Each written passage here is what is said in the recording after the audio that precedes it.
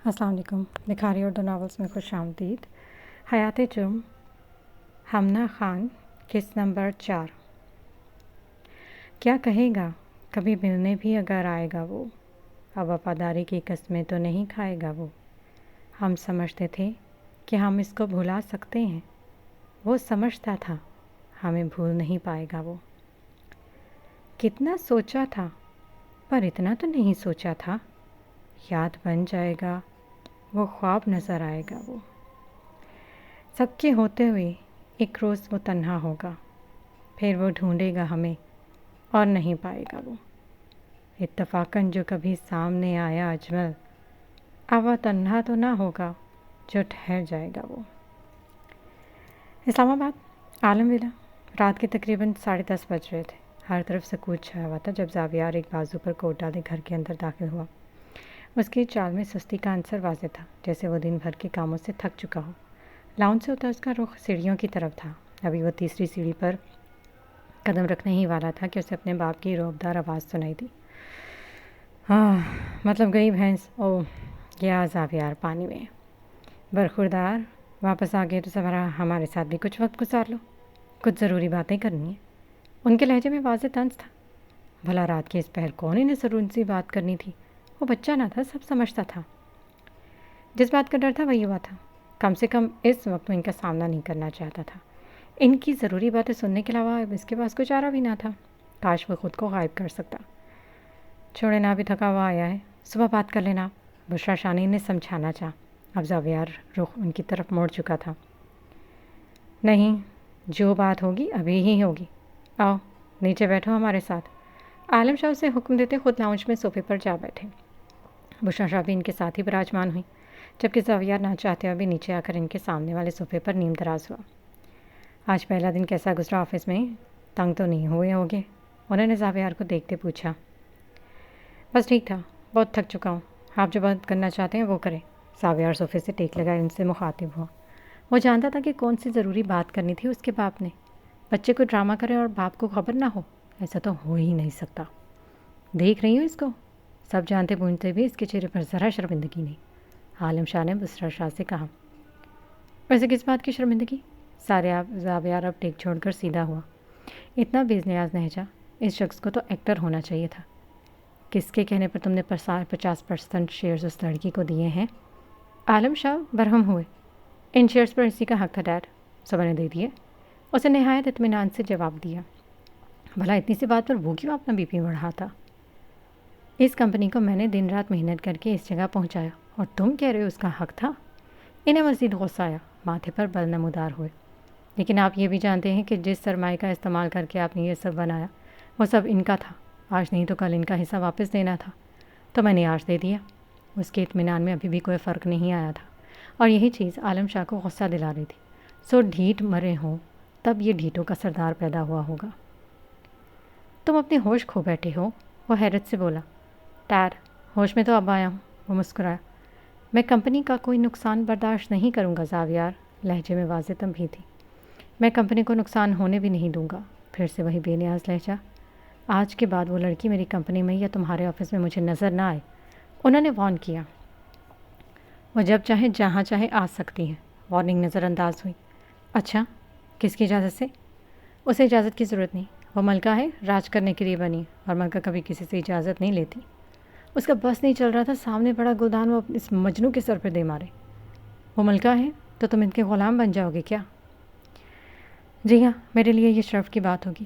ملکہ اس جیسی ہو تو غلام بننے میں کیسی کباہت؟ یہ بندہ تو اس کے عشق میں گوڈے گوڈے ڈوبا ہوا تھا.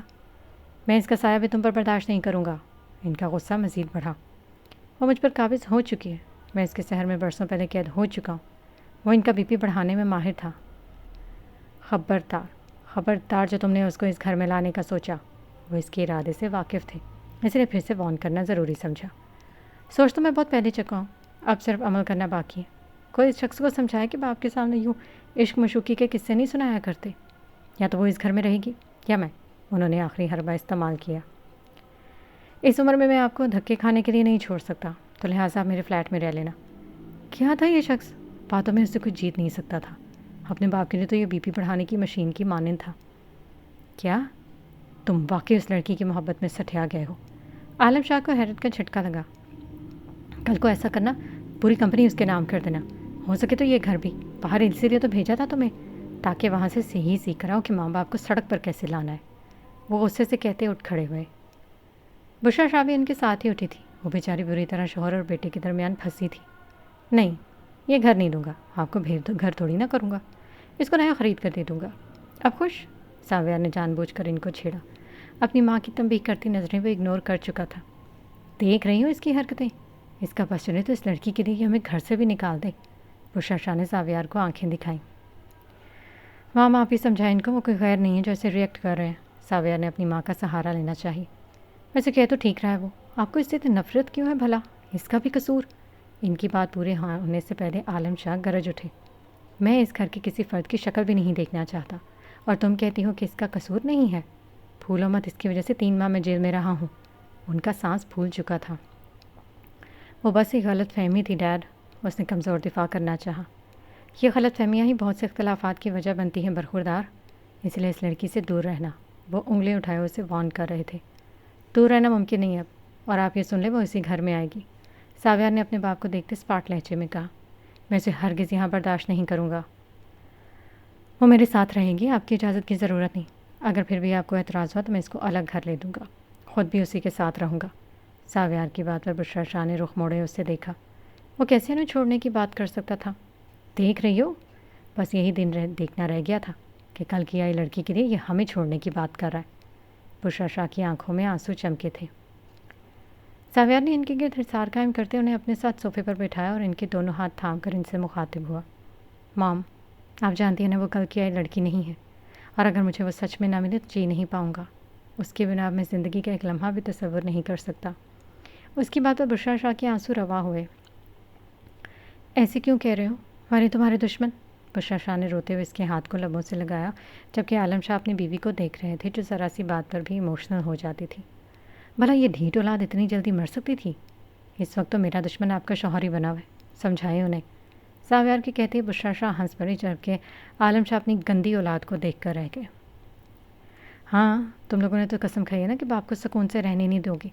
एक मुझे कंगला करने पर तुला हुआ है, तो दूसरा सड़क पर रेडी वाले के साथ अच्छा सब्जियां बेचने पर लगा हुआ है। मुझे पता होता तो मैं तुम दोनों जैसी निकम्मी औलादों पर पैसा लगाने से अच्छा था एक एक रेडी खरीद देता। कम से कुछ कम बात कर तो लाते, और फिर इस कमाने की कदर भी होती। आलम शाह की बात पर बुशरा शाह ने सावियार को हैरत भरी नज़रों से देखा। क्या मतलब? खिज़र सड़क पर सब्जियां बेच रहा था?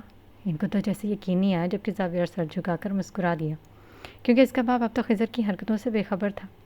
अच्छा छोड़ो ना, बच्चे हैं, सीख जाएंगे वक्त के साथ साथ। अब अपना ब्लड प्रेशर क्यों बढ़ा रहे हैं? बुशरा शाह ने पुरसकून करते बात को ख़त्म करना चाहा। हाँ, मुझे पता था कि मैंने आशिकी औलाद पैदा की है। बाप ऐसा होगा तो औलाद में कुछ तो असर दिखेगा ना, और आप तो ऐसा गुस्से हो रहे हैं जैसे आप पर सौतन ला रहा हूँ मैं। सावियार ये कहते अपना कोट उठाए ऊपर की तरफ बढ़ गया। उससे पहले आलम शाह पास बड़ा गुलदान उठाते वो भागते हुए इनकी नज़रों से ओझल हुआ, जबकि आलम शाह उसकी पुश्त को घूरते रह गए। देख रही हो ना तुम अपने लाडले को, फिर तुम कहती हो कि कुछ ना कहूँ उसे मैं। ये कहते वो अपने कमरे की तरफ बढ़ गए थे, जबकि बुशरा शाह सौतन वाली बात पर अपनी हंसी जब्त करती रह गई थी। यह मंजर था इसी खामोश तहखाने का, जहाँ एक शख्स की मध्यम होती सांसों की आवाज़ सुनाई दे रही थी। इर्द गिर्द लगे बोर्ड्स पर मुख्तलिफ तस्वीरें चस्पा थी। उस शख्स का सर कुर्सी पर ढलका हुआ था। इस अंधेरे तहखाने में एक जर्द रंग की रोशनी फैली हुई थी। उस रोशनी में कुर्सी पर बंधे शख्स की हालत देखी जा सकती थी। जख्मों से चूर बदन, कांपते हाथ, कमज़ोर जिस्म। वह शख्स अपने बाजुओं पर बंधी रस्सी को खोलने की लगातार कोशिश कर रहा था, मगर बेसुध। आखिर को थक हार कर वो शख्स चिल्लाने लगा। उसकी आवाज़ तहखाने की दीवारों से टकराकर वापस पलट रही थी। इतने में तहखाने का भारी दरवाज़ा हल्की सी चिड़चिड़ाहट के साथ खुला। एक शख्स अंदर दाखिल हुआ और मतवाज़न चाल चलता कुर्सी पर बंधे शख्स के सामने आ खड़ा हुआ। उसने काले रंग की हुडी पहन रखी थी। चेहरा आया नहीं था। कुर्सी पर बंधे शख्स ने सर उठाकर उसकी तरफ देखा। वही गहरी सब्ज़ आँखें जो किसी तूफ़ान का पता दे रही थी। हाथ जींस की पॉकेट में डाले वो कुर्सी पर बंधे शख्स के गिर्द चक्कर काटने लगा। मुझे जाने दो, मैं सच कह रहा हूँ, मुझे कुछ मालूम नहीं। वह शख्स गिड़गिड़ाने लगा। अच्छा मत बताएं कुछ, मगर पहले ये देख लें, शायद इसके बाद आपको कुछ याद आ जाए जस्टिस साहब। उस शख्स ने सामने रखी मेज़ पर से रिमोट उठाया और टीवी ऑन किया। सामने ही न्यूज़ चैनल पर एक रिपोर्टर हेडलाइन सुना रही थी। اس کی آواز اس خاموش تہہ خانے میں گونجنے لگی۔ آج کی تازہ ترین خبر سے آپ کو آگاہ کرتے جائیں کہ شہر کی مشہور شخصیت جسٹس سلیمان قریشی صاحب کے گھر کو آگ نے اپنی لپیٹ میں لے لیا ہے۔ آپ لوگ منظر دیکھ سکتے ہیں کہ کیسے اس آگ نے پورے گھر کو جلا کر راکھ کر دیا۔ ابھی تک آگ لگنے کی کوئی ٹھوس وجہ منظر عام پر نہیں آئی۔ ذرائع کے مطابق خبر سنتے جسٹس صاحب کے چہرے کا رنگ فک ہو گیا۔ ان کے کان سائیں سائیں کرنے لگے۔ نیوز رپورٹر اور بھی بہت کچھ کہہ رہی تھی مگر ان کا دماغ تو بس اسی چیز پر اٹک گیا۔ گھر، آگ، ان کی بیوی، بیٹی، یہ کس نے کیا؟ گھر میں میری بیوی اور بیٹی تھی، ان کا کیا قصور تھا؟ انہیں کیوں مارا؟ وہ زور زور سے چلانے لگے، لفظ ٹوٹ کر ادا ہو رہے تھے۔ میری بیٹی معصوم تھی، وہ روتے ہوئے گویا ہوا۔ شاید بے بسی کے انتہا پر تھے وہ، کاش اسے بچا لیتے۔ وہ لوگ بھی معصوم تھے جن کی زندگیوں کو آپ نے تباہ کیا، جن کے گھر آپ کی وجہ سے راکھ ہوئے۔ پس منظر میں نیوز رپورٹر ابھی بھی کچھ بول رہی تھی مگر سامنے کھڑے شخص کے لفظوں میں ایسی کاٹ تھی جو ان کا دل چیر گئی۔ تم ایسا کیسے کر سکتے ہو؟ مجھ سے بدلہ لیتے نا، ان کو بیچ میں کیوں لائے ہو؟ جسٹس صاحب کا چہرہ غصے سے لال ہو رہا تھا۔ آپ نے مجبور کیا، اگر سچ بتاتے تو کیا پتہ یہ سب نہ ہوتا۔ ابھی بھی وقت ہے، بتا دیں، ثبوت کہاں چھپائے ہیں آپ نے؟ وہ آرام سے کہتے ان کے سامنے پڑے اسٹول پر بیٹھ گیا۔ ٹی وی پر اینکر اب ایک اور بڑی خبر سے آگاہ کر رہی تھی۔ ناظرین، ایک اور اہم خبر سامنے آئی ہے کہ آج سے 2 دن پہلے 10 جنوری کو دن 12 بجے جسٹس صاحب کے بینک اکاؤنٹ سے 1 کروڑ روپے کی بڑی رقم ٹرانسفر ہوئی تھی۔ متعدد ذرائع سے معلوم ہوا کہ وہ رقم مختلف یتیم خانوں اولڈ ہاؤسز میں تقسیم ہوئی ہے مگر 10 جنوری کی رات سے جسٹس صاحب لاپتہ ہیں۔ ان کے سیکرٹری کا کہنا ہے کہ وہ رات تک اپنے گھر پہ ہی موجود تھے مگر صبح جب وہ ان سے ملاقات کے لیے گئے تو وہ اپنے کمرے سے غائب تھے۔ اس خبر کی تصدیق ابھی کی جا رہی ہے۔ سامنے بیٹھے شخص نے ریموٹ اٹھاتے ٹی وی بند کر دیا جبکہ جسٹس صاحب کے چہرے کا رنگ زرد پڑ گیا۔ یہ سب کیسے؟ وہ ابھی تک سمجھ نہیں پا رہے تھے کہ کیا واقعی ان کے گھر کو آگ نے جلا کر راکھ کر دیا۔ ان کی لاڈلی بیٹی، اس نے اپنے باپ کے کیے کرموں کی سزا بھگتی اور اب اتنی بڑی رقم ان کے بینک اکاؤنٹ سے ٹرانسفر ہو چکی ہے جس کا انہیں علم تک نہ تھا۔ ویسے ماننا پڑے گا آپ کو، دنیا کی نظر میں اچھا بننے کے لیے کیا کیا کرتے پھر رہے ہیں آپ، مگر کون جانے کہ آپ کی اصل حقیقت کیا ہے؟ سامنے بیٹھے شخص نے تمسخرانہ انداز میں کہا۔ تم پلیز ایک بار کہہ دو کہ میری بیٹی اور میری بیوی صحیح سلامت ہے، پلیز ایک بار کہہ دو۔ وہ اب گڑ گڑانے لگے۔ اپنی معصوم بیٹی کا چہرہ ان کی آنکھوں کے سامنے آ رہا تھا۔ کیا وہ ان سب کی حقدار تھی؟ کبھی کبھی ماں باپ کے برے کرموں کا بدلہ اولاد کو اپنی جان دے کر چکانا پڑتا ہے۔ آپ سے کہا تھا نا میں نے، مجھ سے جھوٹ مت بولیے گا، مگر خیر اب کیا ہو سکتا ہے؟ آپ بیٹھ کر ماتم کرے اپنی بیٹی اور بیوی کی موت پر، میں تھوڑی دیر کے بعد آتا ہوں۔ اگر تبھی سچ نہ بتایا تو مزید کتنے عزیز لوگوں کو کھو دیں گے آپ، یہ آپ خود بھی نہیں جانتے۔ یہ کہتے ہی وہ شخص اٹھا اور سیڑھیوں کی طرف بڑھ گیا۔ کچھ ہی پل میں تہہ خانے کا بھاری دروازہ بند ہونے کی آواز گونجی۔ جسٹس صاحب تو ہوش ہی کھو بیٹھے تھے۔ انہیں آج احساس ہو رہا تھا کہ وہ لوگ بھی ایسے ہی تڑپے ہوں گے جن کی موت ان کے ہاتھوں ہوئی تھی۔ انہیں واقعی کسی کی بد دعا لگ گئی تھی۔ آج وہ اپنی حالت پر ماتم کدا تھے۔ تہہ خانے کی دیواریں بھی اس کرسی پر بندھے شخص کی حالت پر کہکہے لگا رہی تھی۔ تہہ خانے سے باہر نکلتے ہی اس نے کسی کو کال ملائی۔ بلال، اس پولیس انسپکٹر کا سارا کلا چٹھا میری ٹیبل پر موجود ہونا چاہیے، رات سے پہلے پہلے۔ وہ حکم صادر کرتا کال بند کرتے موبائل جینس کی پاکٹ میں ڈالا۔ اب آئے گا اس کھیل کا مزہ، بنا قانون کا استعمال کیے قانون کے پاس دوران رکھوالوں کو سزا ملے گی۔ وہ کہکا لگاتے باہر کھڑی اپنی گاڑی کی طرف بڑھ گیا۔ وہ اپنے کمرے میں لیٹی ہوئی تھی، تکیے کو دبوچے وہ کسی اور ہی دنیا میں کھوئی ہوئی تھی۔ اس کے ذہن میں وہ باتیں گونج رہی تھی جو آج دن کو زرغام نے اس سے کہی تھی۔ کچھ گھنٹے قبل زرغام سکندر شاہ کے کہنے پر باہر آ چکا تھا۔ ماہین نے کپ میں چائے انڈے لی، پھر وہ اس کے ہاتھ میں تھما دی۔ وہ وہیں کھڑکی کے پاس کھڑا باہر برستی بارش کو دیکھ رہا تھا۔ ساتھ ہی اس نے چائے کا کپ ہونٹوں سے لگایا۔ گرم چائے کا گھونٹ بھرتے ہی ایک سکون سا اس کے دل میں اترا، مگر افسوس کہ چائے کی گرمائش بھی اس کے دل پر جمی برف کو نہیں پگھلا سکی۔ ماہین بھی اس کے ساتھ آ کھڑی ہوئی۔ شکریہ آپ کا، ماہین نے اب بات کا آغاز کیا۔ کس لیے؟ وہ چائے کا گھونٹ بھرتے نظریں باہر بارش پر جمائے اس سے مخاطب ہوا۔ باہر آ کر ہمارے ساتھ چائے پینے کے لیے۔ سکندر انکل نے کہا تو مجھے آنا پڑا، ورنہ میں بالکل باہر آنے کا ارادہ نہیں رکھتا تھا۔ لفظوں کے معاملے میں یہ شخص بہت ظالم تھا، کیا تو جو دل ہی رکھ لیتا۔ اس کی بات پر ماہین کے چہرے پر ایک پل کے لیے اداسی چھا گئی، مگر پھر خود کو کمپوز کرتے وہ اس سے مخاطب ہوئی۔ آپ کو بارش نہیں پسند کیا؟ ہلکے نیلے رنگ کے کپڑوں میں ملبوس لڑکی اس سے مخاطب ہوئی۔ پسند تھی کبھی، اب نہیں ہے۔ اس کا ذہن پھر سے ماضی کے دردناک پنوں میں الجھ گیا۔ اچھا، पहले क्यों पसंद थी और अब क्यों नहीं पसंद? वो मुतजस्सिस होकर पूछने लगी। जिस वजह से पसंद थी वो वजह नहीं रही। क्या क्या याद नहीं आया? दिल ने दहाई दी थी। यादें माजी अजाब है यार, अब छीन ले मुझसे ये हाफजा मेरा। अच्छा, ऐसी कौन सी वजह थी जिसने आपको बारिश से मोहब्बत पर मजबूर किया? किसी बहुत अपने की वजह से पसंद थी, अब वो नहीं है तो हर चीज़ से नफ़रत सी होने लगी है। उसकी आवाज़ भारी हुई जैसे बहुत कुछ जब्त कर रहा। कौन थी वो? उसने सवाल किया। सरखाम को इसके सवाल पर हैरत नहीं हुई थी। वो जानता था कि मुकाबल समझ चुकी होगी कि वो लड़की ही थी। मेरे जीने की वजह थी वो। उसे देखते ही मेरा चेहरा खिल उठता था। उसके होने को मैं मौजज़त समझता था। उसकी नाराज़गी मुझे बेचैन कर देती थी। वो बात करती थी, मेरा रूम रूम समात बन जाता था। उसकी खुशी की खातिर मैं कुछ भी कर जाता था। वो जैसे जैसे बोल रहा था, साथ खड़ी लड़की का सांस लेना दुश्वार होता जा रहा था। काश वो एक दफ़ा अपने साथ खड़ी लड़की का तारीख पड़ता चेहरा देख लेता तो कभी उसके सामने ये अल्फाज ना कहता। मगर वो तो शायद किसी और ही जहान में था। बहुत मोहब्बत करते थे आप उससे? ये सवाल करते सांस सीने में अटका। एक तीर था जो दिल में पेवस्त हुआ था। मोहब्बत, वो इस दफ़ा कहका लगा कर हंसा। वो क्यों भूल जाता था कि उसके यूँ मुस्कुराने पर सामने खड़ी लड़की हर बार अपना दिल हार जाती थी? पता नहीं ये मोहब्बत थी या कुछ और, क्योंकि जो जज्बा वो इसके लिए महसूस करता था वो मोहब्बत से हट कर था। उससे जुड़े एहसासात को वो आज तक कोई ऐसा नाम नहीं दे पाया था, मगर साथ खड़ी लड़की को भी वो कोई आस नहीं दिलाना चाहता था। इसने वो कहा जो शायद वो किसी और के सामने कभी ना कहता। हाँ, बहुत ज़्यादा। इतनी कि उसकी एक पुकार पर दौड़ा चला जाता था। उसकी खातिर मैंने गली के लड़कों से मार तक खाई थी। ये कहते वो सर झुकाकर मुस्कुरा दिया। वो बहुत कम मुस्कुराता था, मगर जब मुस्कुराता था तो गज़ब ढाता था। खुद शरारत करके भाग जाती थी वो, फिर उसकी जगह मार मुझे पड़ती थी। मुझे अच्छा लगता था उसका इल्ज़ाम अपने सर लेना। एक दफ़ा तो स्कूल में उसने बच्चे का सर फाड़ दिया, मगर फिर इसका इल्ज़ाम मैंने अपने सर ले लिया और मुझे प्रिंसिपल ने स्कूल से निकाल दिया। घर आया तो बाबा ने बहुत डांटा, मारा भी। मगर मजाल है जो मैंने एक दफ़ा भी बताया हो कि असल मुजरिम कौन थी। वो ये कहते हुए फिर से मुस्कुरा दिया। सहन के पर्दों पर इसका मासूमाना आँख उभरा जो चाय से उड़ती भाप की तरफ हवा में फ़ौरन तहलील हो गया। माहीन ने उसे पहली दफ़ा मुस्कुराते हुए देखा था। वह हंसते हुए और भी प्यारा लगता था। ये उसे आज मालूम हुआ था। वो बस इसको मुस्कुराते हुए देखे जा रही थी। काश ये मुस्कुराहट, ये अपनापन उसके लिए भी होता, या फिर वो ये लम्हा कैद कर पाती जिसमें वो मुस्कुराता था, बेशक किसी और के लिए ही सही। इसके दिल में दर्द उठा था।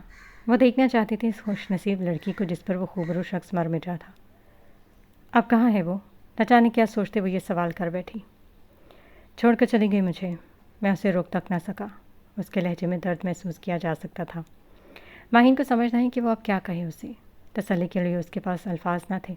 जिस शख्स को वो सालों पहले दिल दे बैठी थी वो तो किसी और का तलबगार निकला। एक लम्हे की तवज्जो नहीं हासिल की उसकी, और ये दिल कि उससे हद से सिवा चाहता है। क्या कभी मिल नहीं सकती वापस? माहीन के सवाल पर सरखाम ज़ख्मी सा मुस्कुराया। अब क्या ही बताता वो कि इसका दोबारा मिलना एक मोजज़े जैसा था, और वो इतना खुशकिस्मत कब था जो इसके लिए मोजज़ा होता। वो बिना कोई जवाब दिए अपने कमरे की तरफ बढ़ गया, जबकि माहीन सिकंदर अपने टूटे दिल के साथ साकित सी वहीं पर ही खड़ी रह गई। कप में मौजूद चाय ठंडी हो चुकी थी। इस बरसती बारिश में एक बरसात उस लड़की की आंखों से भी जारी थी। उसका जहन अब हाल में वापस लौटा। उसकी आंखों से गर्म स्याल बहने लगा। आखिर क्यों वो अपने इस शख्स की हकदार भी नहीं थी? क्या सारी ज़िंदगी उसने ऐसे ही रोना था? काश उसे कभी मोहब्बत ना हुई होती, और अगर हुई भी थी तो कम से कम सरखाम से ना हुई होती। सही कहते हैं कि मोहब्बत इंसान को बहुत ख्वार करती है। वो तकिए में मुँह छुपाया बेआवाज़ रो रही थी। निर्मल अपने ऑफिस में बैठी कुछ डॉक्यूमेंट्स पढ़ रही थी। उसके सामने सोफे पर मिशाल आड़ी तिरछी लिटे मोबाइल चलाने में मगन थी। साथ ही टेबल पर चिप्स के कुछ पैकेट पड़े थे। निर्मल ने उसको देखते नफ़ी में सर हिलाया। इस लड़की का कुछ नहीं हो सकता था। मिशी, तुम ऑफिस में बस मोबाइल चलाने आती हो क्या? निर्मल गुस्से से मुखातिब हुई। जी हाँ, क्योंकि कोई और काम भी करना होता है यहाँ। निर्मल ने उसे खा जाने वाली नज़रों से घूरा। बिल्कुल, मैं तुम्हें यहाँ पर तकरीबन यकीनन इंस्टाग्राम चलाने और मुफ्त में खाने के लिए तो सैलरी नहीं देती होंगी। उसकी बात पर मिशाल उठकर बैठी थी। चेहरे पर बेजारियत थी। अच्छा तो मैडम आप बता दें मुझे क्या करना है। उसने मोबाइल ऑफ़ करते साइड पर रखा। चलो ये फाइल्स पकड़ो और अपने कैबिन में जाओ। ساری فائلز تم ریڈ کرو گی اور مجھے ان کی ایک رپورٹ بنا کر دے گی، سمجھ گئی؟ اسے 3-4 فائلز اس کی جانب بڑھائی تھیں۔ اتنی کیوں؟ 1 یا 2 فائلز دو مجھ سے اتنا کام نہیں ہوتا، تھک جاتی ہوں یار، ڈاکٹر نے منع کیا ہوا ہے زیادہ کام کرنے سے۔ نمل اس کی ڈرامے بازیاں دیکھ رہی تھی، نہ جانے یہ کون سا ڈاکٹر تھا جو اس کے سامنے کبھی ایسا کچھ نہیں کہتا تھا۔ اچھا ایک بات تو بتاؤ، کل تو مجھے بنا بتائے AS انٹرپرائزز گئی تھی؟ مشال نے کمر پر ہاتھ رکھتے اسے گھورتے ہوئے بولا۔ ہاں گئی تھی، نمل نے نرم لہجے میں جواب دیا۔ کیوں گئی تھی؟ مشال اب اس کے سامنے آ کھڑی ہوئی، جبکہ نمل فائلز میں سر دیے اپنے کام میں مگن ہو چکی تھی۔ کام تھا ایک، اس لیے جواب دینے کے بعد نمل دوبارہ سے فائل اٹھائے اسے ریڈ کرنے لگی، جبکہ مشنی غصے سے فائل لے کر ٹیبل پر پٹکی۔ مجھے بتاؤ اکیلی کیوں گئی تھی تم؟ اگر وہ کچھ کر دیتے تو تمہیں پھر کون ذمہ دار ہوتا؟ جانتی ہوں نا، پہلے بھی 2-3 ایسے حادثے ہو چکے ہیں۔ نمل کو اتنی فکر کرتا دیکھ وہ مسکرا دی، جبکہ اتنی سیریس بات پر اسے مسکراتا دیکھ مشال کو تب چڑھی تھی۔ وہ مجھے کچھ نہیں کہہ سکتا، تم جانتی ہو۔ نمل کی بات پر مشال ٹھٹکی۔ وہ کون؟ تم مجھے بتاؤ، تم کل کس سے مل کر آئی ہو؟ زاویار عالم شاہ سے، AS انٹرپرائزز کا نیا CEO۔ مشال کو حیرت کا جھٹکا لگا، وہ واقعی زاویار کی بات کر رہی تھی، لیکن وہ واپس کب آیا؟ اور اگر یہ آ چکا تھا تو نمل اتنی پرسکون کیوں تھی؟ وہ واپس آ گیا؟ واہ، ویسے کیا بات ہوئی تمہاری؟ مشال اب اس کے ساتھ ہی ٹیبل پر ٹیک لگائے کھڑی ہو چکی تھی، وہ بڑے تجسس سے پوچھ رہی تھی۔ بات کیا کرنی تھی؟ بس ایک شیئرز واپس لینے تھے جو میں لے آئی، نمل نے بے نیاز لہجے میں جواب دیا۔ اور اس نے اتنی آسانی سے دے دیے؟ مشال کو تو حیرت کا ایک اور جھٹکا لگا تھا۔ جو شیئرز اس کے باپ نے اتنے سالوں میں واپس نہیں کیے، زاویار نے بنا کوئی سوال کیے واپس کر دیے؟ جی ہاں، منع کر بھی نہیں سکتا تھا کیونکہ وہ جانتا ہے میں نمل حیات ہوں اور میں اپنا حق کبھی نہیں چھوڑتی۔ لگتا ہے اس کے باپ کو ابھی تک خبر نہیں ملی ہوگی، نہیں تو پہنچ جاتے ادھر واویلا مچانے۔ آ بھی گئے تو کیا کر لیں گے، اب واپس ہونے سے تو رہے۔ ابھی وہ دونوں بات ہی کر رہی تھی کہ باہر سے شور کی آوازیں آنے لگیں۔ نمل اور مشال دونوں ایک ساتھ باہر کی طرف بڑھی۔ نیچے والے فلور پر پہنچتے ہی نمل کی نظریں عالم شاہ پر پڑی، جو غصے سے ریسیپشن پر کھڑی لڑکی کو باتیں سنا رہے تھے۔ شاید انہیں اندر جانے سے منع کیا ہوگا۔ نمل کو دیکھتے عالم شاہ اس کی طرف بڑھے۔ اب وہ دونوں آمنے سامنے کھڑے تھے، مشال وہیں پر ہی رک چکی تھی۔ لو جی، شیطان کا نام لیا، شیطان حاضر، وہ ہلکی آواز میں بڑبڑائی۔ سارے ملازمین ان دونوں کو دیکھنے لگے۔ خیریت؟ صبح صبح یہاں؟ مجھے لگتا ہے اپنی کمپنی کا راستہ بھول گئے آپ۔ ویسے میں آپ کو بتاتی چلوں، میں 50% شیئرز لے کر آئی ہوں، کمپنی نہیں، وہ اسی جگہ پر موجود ہے، میں وہ ساتھ نہیں لائی۔ نمل کی بات پر وہاں موجود ہر شخص کے چہرے پر مسکراہٹ نمودار ہوئی، جبکہ مشال تو اپنا چپس کا پیکٹ بھی اٹھا لائی۔ پاپ کارن نہیں صحیح، چپس کے ساتھ تو وہ اس فلم کو انجوائے کر ہی سکتی تھی۔ نمل کی بات پر عالم شاہ کا چہرہ سرخ ہوا، جبڑے تن گئے۔ ہو نا تم بھی اپنے باپ جیسی، ایک نمبر کے احسان فراموش، دھوکے باز۔ عالم شاہ نے گہرا طنز کیا۔ پہلی بات، میرے باپ تک جانے سے پہلے 100 مرتبہ سوچیے گا، میں بھول جاؤں گی کہ آپ مجھ سے عمر میں بڑے ہیں۔ اور دوسری بات، دھوکے باز کون ہے یہ تو آپ بہت اچھے سے جانتے ہیں۔ پیٹھ پیچھے چھرا گھونپنا تو کوئی آپ سے سیکھے۔ عالم شاہ کے خون میں ابال اٹھ رہے تھے۔ انہیں نمل سے اور نفرت ہوئی، دل ہی دل میں اپنے بیٹے کو گالیوں سے نوازا جو اس عورت پر مرتا تھا۔ مجھے سب نظر آ رہا ہے کس طرح تم میرے بیٹے کو اپنے جال میں پھانس کر یہ شیئرز لے کر آئی ہو، تم جیسی لڑکی سے اور توقع بھی کی جا سکتی ہے۔ اس کی بات پر نمل کے دل کو کچھ ہوا۔ تم جیسے سے کیا مراد تھے ان کی؟ وہ کیسے اس کے کردار پر اس طرح بات کر سکتے تھے؟ کیا وہ بھول چکے تھے سب جو اس طرح کی بات کر رہے تھے؟ عالم شاہ کی بات پر مشال کا پارا ہائی ہوا، وہ اس کے دوست کے بارے میں کیسے کچھ کہہ سکتے تھے؟ ان کی تو… اس سے پہلے وہ کچھ کہنے کے لیے آگے بڑھتی، ماہین نے اسے بازو سے پکڑ کر روک لیا۔ اشارہ صاف تھا کہ وہ اس لڑائی میں ان کے درمیان نہیں بولے گی۔ ماہین نے روکا نہ ہوتا تو بتاتی ان کو۔ دل تو کر رہا تھا چپس کا پیکٹ ہی دے ماروں، مگر پھر اور چپس بھی تو نہیں ہے نا میرے پاس۔ وہ بڑبڑاتے دوبارہ سے چپس کھانے میں مگن ہو چکی تھی۔ اگر آپ کو پتہ ہی چل چکا ہوتا تو مہربانی فرمائیں اور یہاں سے چلے جائیں، آپ کی وجہ سے ہمارا وقت برباد ہو رہا ہے۔ اگر آپ نہیں گئے تو گارڈز کے کہہ کر آپ کو نکلوانا پڑے گا مجھے۔ نمل نے انہیں دیکھتے اسپاٹ لہجے میں کہا کہ وہی جانتے تھے کس طرح وہ انہیں یہاں برداشت کر رہی تھی۔ ابھی بھی وقت ہے، سمجھ جاؤ، تم غلط جگہ پر اپنا وقت اور محنت ضائع کر رہی ہو، تمہیں کچھ حاصل نہیں ہوگا سوائے پچھتاوے کی۔ عالم شاہ نے اسے وارن کیا۔ ارد گرد کھڑے ملازموں میں چامگوئیاں شروع ہو گئی تھیں۔ مجھے آپ سے سیکھنے کی بالکل ضرورت نہیں ہے کہ مجھے کیا کرنا چاہیے اور کیا نہیں، یہ تو وقت ہی بتائے گا کہ کون پچھتائے گا۔ Just wait and watch. نمل نے ان کی وارننگ ہنسی مذاق میں اڑائی۔ جتنا اڑنا ہے اڑ لو، واپس تمہیں زمین پر نہ پٹخ دیا تو میرا نام بھی عالم شاہ نہیں۔ شاید تمہیں تمہاری جان کی پرواہ نہیں ہے۔ جس کھیل کی تم ملکہ بننے کی کوشش کر رہی ہو نا، اس کھیل کا میں بادشاہ رہ چکا ہوں۔ ان کی بات پر نمل کے چہرے پر تمسخرانہ مسکراہٹ نمودار ہوئی۔ ملکہ بننے کی کوشش؟ ہاں، وہ کیسے بتاتے کہ وہ ملکہ کب کی بن چکی ہے؟ بس اب بادشاہ کا تخت الٹنا باقی ہے۔ وہ تو بے تاج ملکہ تھی جو بادشاہ کا تخت الٹنے آئی تھی، مگر شاید بادشاہ کے ایک پیادے سے شکست کھا جائے گی۔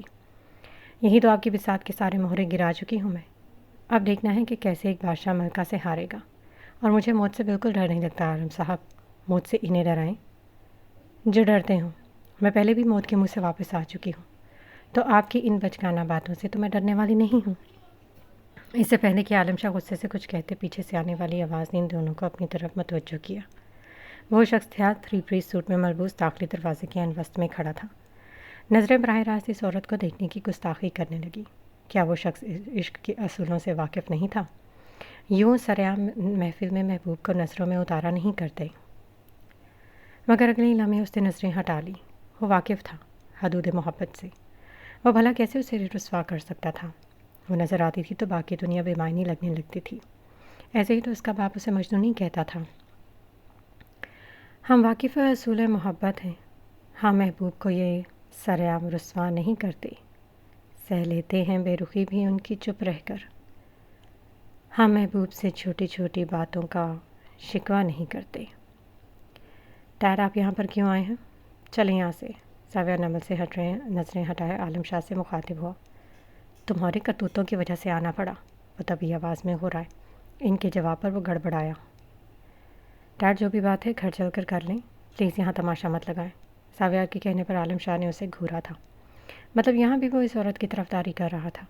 اچھا ہوگا مسٹر زاویار کہ آپ دونوں اب یہاں سے چلے جائیں۔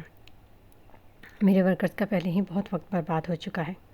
اگر اب آپ نے جانے میں تاخیر کی تو مجبوراً مجھے گارڈز کو بلانا پڑے گا۔ نمل کی بات پر زاویار نے نظر اٹھا کر اسے دیکھا۔ ایک لمحے کو دونوں کی نظریں ملیں۔ سرمئی آنکھوں نے بھوری آنکھوں میں پنہا شکوہ دیکھا۔ وہ شکوہ نظر انداز ہوا، مگر شاید بھوری آنکھیں سرمئی آنکھوں کی ویرانی نہیں دیکھ پائی۔ وہ اٹھی، گردن کے ساتھ ایسے کھڑی رہیں۔ وہ اس کھیل کی ملکہ تھی، اس نے سر جھکانا نہیں سیکھا تھا۔ اگر کسی نے ہارنا تھا تو وہ سامنے کھڑا بھوری آنکھوں والا مرد تھا۔ اس مرد نے نظریں ہٹا لی۔ بھرے مجمع میں وہ اسے یوں نہیں دیکھ سکتا تھا۔ تو یہ طے ہوا، محبت ہو یا جنگ، ہمیشہ جھکنا اس مرد نہیں تھا، صرف اس ظالم عورت کی خاطر۔ بس ایک دفعہ میں یہ سب کچھ ٹھیک کر دوں، پھر تمہارا حال گلا شکوہ دور کر دوں گا۔ اس پر سے نظریں ہٹاتے وہ خود سے مخاطب ہوا۔ ان آنکھوں میں اپنے لیے بے رخی دیکھنا اس کے لیے سب سے مشکل امر تھا۔ ابھی کیا کیا سہنا تھا اس مضبوط مرد نے۔ نمل کی بات پر عالم شاہ اپنے بیٹے کو تمسخرانہ انداز میں مسکرائے، جیسے کہنا چاہ رہے ہو جس عورت کے لیے تم ہمیں گھر سے نکال رہے تھے، وہ عورت تمہیں اپنی کمپنی تک برداشت نہیں کر رہی، گھر میں کیا خاک کرے گی؟ ساویار ان کی نظر کو اگنور کرتے لیے باہر کی طرف بڑھ گیا۔ پیچھے جب کہ سب واپس اپنے اپنے کام میں مگن ہو چکے تھے، مشال نمل کے قریب آئی اور اس کا ہاتھ پکڑ کر اس کے آفس کی طرف بڑھ گئی۔ مشال نے آفس میں داخل ہوتے اس کا ہاتھ چھوڑتے اسے زور سے گلے سے لگا۔ سب ٹھیک ہو جائے گا میری جان، تم فکر مت کرو، اور نہ ہی ان کی باتوں کو دل سے لگا کر بیٹھ جانا۔ میں جانتی ہوں تم باہر سے جتنی مضبوط ہو، اندر سے اتنی ہی کمزور۔ اللہ جی پر بھروسہ رکھو، سب ٹھیک ہو جائے گا۔ نمل نے دونوں بازو مشال کے گل باندھے۔ دل میں سکون سا اترا۔ اس کی زندگی میں اور کوئی اچھی چیز ہو نہ ہو، مگر دوست کمال کی تھی۔ وہ اس کے لیے اپنے رب کا جتنا بھی شکر ادا کرتی کم تھی۔ اس سے علیحدہ ہوتے نمل نے اس کے دونوں ہاتھ تھامے۔ تھینک یو سو مچ مشی، ہمیشہ میرا ساتھ دینے کے لیے، مشکل وقت میں میرا سہارا بننے کے لیے، مجھے کبھی اکیلا نہ چھوڑنے کے لیے، میرا حوصلہ بڑھانے کے لیے، میرے چہرے پر مسکراہٹ لانے کے لیے۔ تم ساتھ ہوتی ہو تو کوئی غم نہیں لگتا۔ لو یو میری جان۔ وہ ایک ہاتھ اس کے گال پر رکھے محبت سے چور لہجے میں بولی۔ اگر مشکل وقت میں دوست کام نہیں آئے گا تو اور کون آئے گا؟ میرے نزدیک ایک دوست کو اپنے دوست کی پہلی پکار پر لبیک کہتے دوڑے آنا چاہیے۔ کب، کہاں، کیوں، یہ سب تو بعد کی بات ہے۔ انسان کے لیے ضروری یہ ہونا چاہیے کہ اسے اس کے دوست نے پکارا ہے۔ مشکل وقت میں بجائے دوست کو لمبے لمبے لیکچر دینے کے، اس کا سر اپنے کندھے پر رکھ کر صرف اتنا کہہ دینا کافی ہوتا ہے کہ میں تمہارے ساتھ ہوں، جو بھی دل میں ہے مجھ سے کہو، میں سنوں گی تمہیں۔ کوئی پریشانی ہے تو مجھے بتاؤ۔ مخلص دوست بہت نعمت ہوتے ہیں، اس نعمت کو یوں ہی گوایا نہیں کرتے۔ لو یو ٹو جانم، چلو مسکراؤ۔ مشال کی بات پر نمل دھیرے سے مسکرائی۔ ویسے زاویار شاہ تو کافی ہینڈسم نکلا۔ مشال کی بات پر نمل نے رخ موڑے اسے گھورا۔ اس بات کو لے کر اب وہ کتنا اسے تنگ کرنے والی تھی۔ ارے یار، میں تو بس ایسے ہی کہہ رہی تھی، مجھے کیا وہ ہینڈسم لگے یا بندر۔ مشال کی فوراً بات بدلنے پر نمل نے مسکراتے اس کے سر پر ہلکی سی چپت لگائی۔ ویسے یہ تو تم تھی، چپ کر گئی۔ میں ہوتی تو دیکھتی تم۔ مارشل آرٹس کی کلاسیں ایسے ہی تو نہیں لی میں نے، یہ تو ان کی عمر کا لحاظ کر لیا میں نے، نہیں تو 2-4 پنچ تو مار ہی دیتی۔ اوہ، یہ لڑکی اور اس کی باتیں۔ نمل اس دن کو کوس رہی تھی جس نے اس نے مرشی کو مارشل آرٹ سیکھنے کی اجازت دی تھی۔ اب جاؤ اور جو کام میں نے بولا ہے وہ کرو، شام تک رپورٹ چاہیے مجھے۔ وشال برا سا منہ بناتے ہوئے فائلز اٹھائے باہر کی طرف بڑھ گئی۔ اس کے نکلتے ہی ماہین اندر داخل ہے۔ میم، آپ کی آج کی ایک ہی میٹنگ ہے فارن انویسٹرز کے ساتھ، تقریباً 20 منٹ بعد آپ کانفرنس روم میں آ جائیے گا۔ ماہین کی بات پر نمل نے فقط اس بات میں سر ہلایا۔ اسے سر میں ہلکا ہلکا درد محسوس ہو رہا تھا، مگر وہ اسے اگنور کیے دوبارہ اپنے کام میں مگن ہو چکی تھی۔ مجال ہے جو یہ لڑکی کبھی خود کی ذات کو آگے رکھے۔ اسے ٹھک سے لیپ ٹاپ کی اسکرین گرائی۔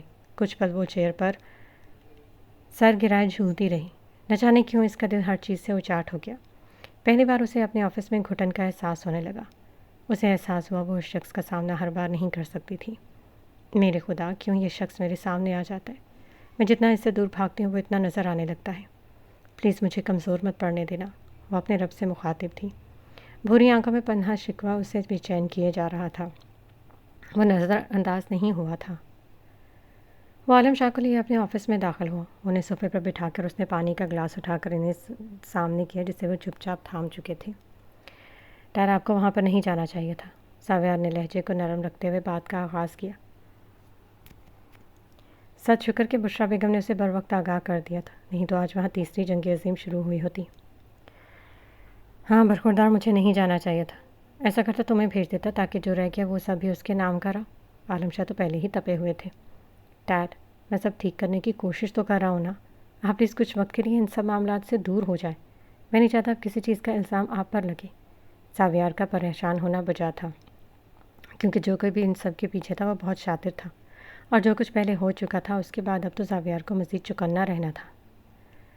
ٹھیک ہے، میں بھی دیکھتا ہوں تم کیسے سب صحیح کرتے ہو، تب تک میں ذرا دوسرے صاحبزادے کو دیکھ لوں جو پتہ نہیں کیا گل کھلا رہا ہے۔ اس کی بات پر زاویار سر جھکائے مسکرا دیا۔ ہاں، وہ کیا بتاتا، دوسرا تو ایک دن پورا چاند چڑھائے گا۔ اٹھتے آفس سے باہر نکل گئے، جبکہ زاویار نے موبائل جیب سے نکالتے خضر کو کال ملائی۔ وہ جو شرٹ لیس بستر پر تکیے کو بازو میں بھینچے خواب خرگوش کے مزے لے رہا تھا، موبائل فون رنگ ہونے پر بیزاریت سے اٹھ کر بیٹھا۔ پتہ نہیں صبح صبح کس کو سکون نہیں ہے۔ وہ بڑبڑاتے موبائل اٹھاتے کان سے لگایا۔ کمرے کے عین وسط میں لکڑی کی ایک کشادہ میز رکھی گئی تھی۔ Hello, the most handsome and charming person is here. اس کی بات سنتے زاویار نے سر جھٹکا۔ دنیا ادھر کی ادھر ہو جائے، مجھے خضر کی خود سے آبسیشن کم نہیں ہوگی۔ جلدی اس موسٹ ہینڈسم پرسن کے چہرے کا نقشہ بگڑنے والا ہے۔ اچھا، کس کی اتنی مجال ہے جو دا گریٹ خضر عالم شاہ کو ہاتھ بھی لگا سکے؟ خضر عالم شاہ کے باپ کی ہی تو اتنی مجال ہو سکتی ہے۔ زاویار کے کہنے پر خضر تمسخرانہ انداز میں مسکرایا۔ جو شخص مجھ سے سیدھے منہ بات نہیں کرتا وہ مجھ پر ہاتھ اٹھائے گا۔ ایسا بھی کیا ہو گیا؟ کیونکہ انہیں تمہارے کرتوتوں کا پتہ چل چکا ہے بیٹا، اب اپنی خیر مناؤ۔ کون سے کرتوت؟ میں نے تو کچھ کیا ہی نہیں۔ وہ صاف مکر گیا۔ بھلا وہ معصوم بھی کچھ کر سکتا تھا سوائے محبت کے، چاہے وہ خود سے ہو یا اس لڑکی سے۔ اچھا، تو پھر وہ سبزی کی ریڑھی لگائے کون سا بزنس چلا رہا تھا؟ اس کی بات پر خضر جھٹکے سے بیڈ پر اٹھ کھڑا ہوا۔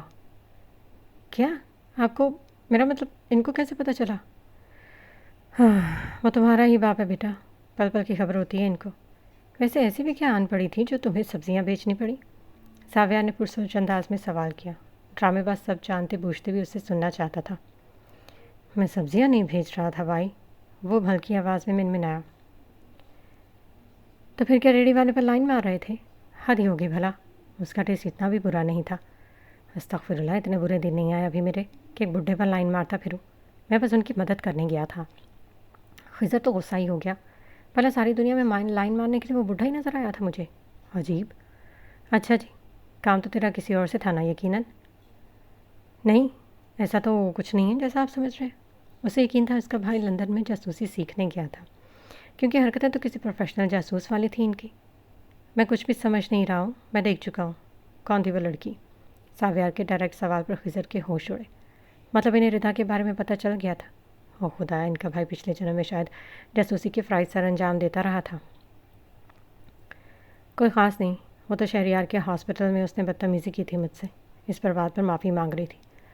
میں نے بھی کہا کیا یاد کرو گی، تقریر خضر عالم شاہ تمہیں معاف کیا۔ واہ، کیا خود سے باتیں بناتا ہوں میں، اپنی نظر اتارنے کا دل کر رہا۔ تو مطلب تمہارا اس لڑکی سے ایسا کوئی رشتہ نہیں؟ نہیں، بالکل بھی نہیں، چھوڑیں، عجیب سی لڑکی تھی وہ، اس نے بات ختم کرنا چاہیے۔ اچھا، تبھی اس عجیب لڑکی کے پیچھے 2 دن سے گاڑی لیے خوار ہو رہے ہو؟ کچھ نہیں لگتی تب یہ حال ہے، کچھ لگتی ہوتی تو باہوں میں اٹھائے گھوم رہے ہوتے۔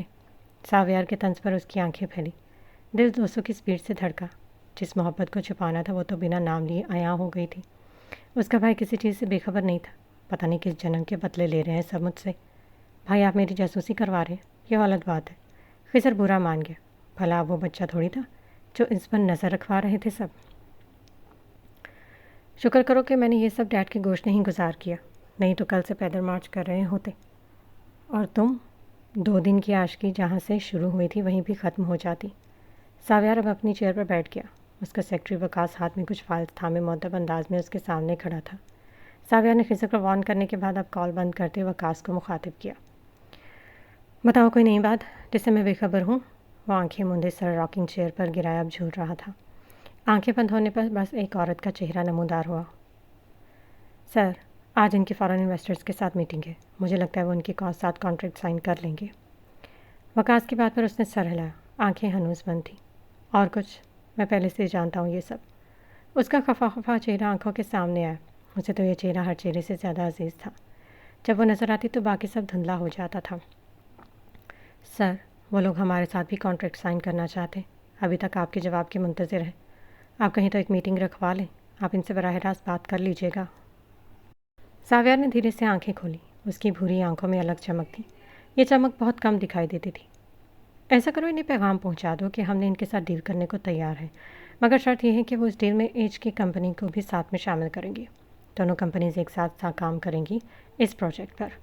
اس کی بات پر وکاس کو تعجب ہوا، باس آخر اسی کمپنی کے ساتھ کیوں کام کرنا چاہتے ہیں جس کی سی ای او انسان کم چڑیل زیادہ لگتی ہے؟ وہ فقط اس بات میں سر ہلائے باہر کی طرف بڑھ گیا۔ اب وہ مشورہ دینے سے تو رہا، جبکہ ساویار آنکھیں موندے راکنگ چیئر پر سر گرائے جھولنے لگا۔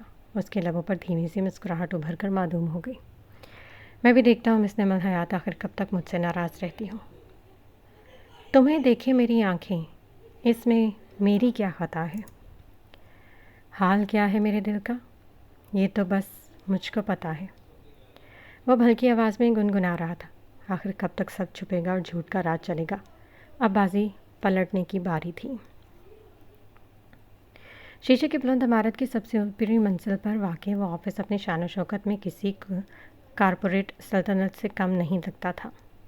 کمرے کی ایک پوری دیوار فرش سے چھت تک شفاف شیشے پر مشتمل تھی، جہاں سے شہر کی مصروف سڑکیں، دور افتادہ فلک پوش عمارتیں اور ان کے درمیان ریگتی گاڑیاں کسی خاموش منظرنامے کا حصہ معلوم ہوتی تھیں، جس پر لیپ ٹاپ، چند فائلیں، ایک سلور پین سٹینڈ، کرسٹل کا پیپر ویٹ اور تازہ کافی کا آدھا مگ بھرا ہو رکھا تھا۔ دائیں جانب دیوار کے ساتھ کتابوں کی ایک نفیس شیلف تھی، جس میں قانون، بزنس اور نفسیات کی کتابیں ترتیب سے رکھی تھیں۔ ایک کونے میں سبز پتوں والا لمبا انڈور پلانٹ کمرے کی سنجیدگی میں ہلکی سی تازگی گھول رہا تھا۔ وہ اپنی پوری توجہ اسکرین پر جمائے بیٹھا تھا، کبھی کسی فائل پر دستخط کرتا، کبھی لیپ ٹاپ پر چند سطریں ٹائپ کرتا اور کبھی سامنے رکھی دستاویز کا باریک بینی سے جائزہ لیتا۔ اس کے چہرے پر ایسی سنجیدگی تھی جیسے دنیا کا باقی شور اس کمرے کی دہلیز پر آ کر رک گیا ہو۔ اتنے میں اس کا موبائل فون رنگ ہوا۔ پہلے تو اس نے منہ بنایا، مگر کال کرنے والے کا نام دیکھ کر اس کے لب مسکراہٹ میں ڈلے۔ اس نے کرسی کی پشت سے ٹیک لگائی، گہرا سانس لیا اور کال ریسیو کرتے ہوئے فون کان سے لگایا۔ بڑے لوگوں نے ایسا کیسے یاد کر لیا مجھ غریب کو؟ کہیں غلطی سے تو ادھر کا نمبر نہیں ملا دیا؟ کیونکہ تمہارا رابطہ تو یقیناً ڈونلڈ ٹرمپ، کیم جان جیسے امیر اور اعلیٰ رتبے والے لوگوں سے ہوتا ہوگا۔ کال اٹھاتے ہی اس نے گہرا طنز کیا۔ بس اب بار بار احساس دلانے کی ضرورت نہیں ہے، وہ تو تمہاری یاد آ گئی تھی اس لیے فون کر دیا، نہیں تو ہمارے پاس بھی وقت نہیں ہوتا۔ حسن بھی کہاں کم تھا، وہ الگ بات تھی کہ اس کا سارا وقت اپنی گرل فرینڈس کے مسئلے حل کرنے میں گزر جاتا تھا، جیسے اس نے ان سب کو گود لیا ہو۔